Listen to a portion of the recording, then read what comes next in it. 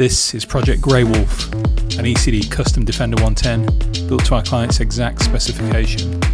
Grey Wolf is finished in full gloss Corris grey with black accents. This 110 sits on 20-inch E.C.D custom forged alloy wheels with BFG all-terrain tyres.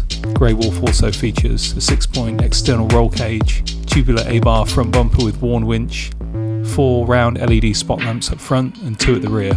Inside, Grey Wolf features an Exmoor wood steering wheel with all-American tradition gauges, 2 Corbeau Trailcat front and mid-row seats with 4 inward-facing jump seats in the load area. Each seat is finished in a single vertical diamond Garrett cadence of licorice leather stitched together in white. Grey Wolf is powered by our 565 horsepower GM LS3 Plus engine with 6-speed automatic transmission.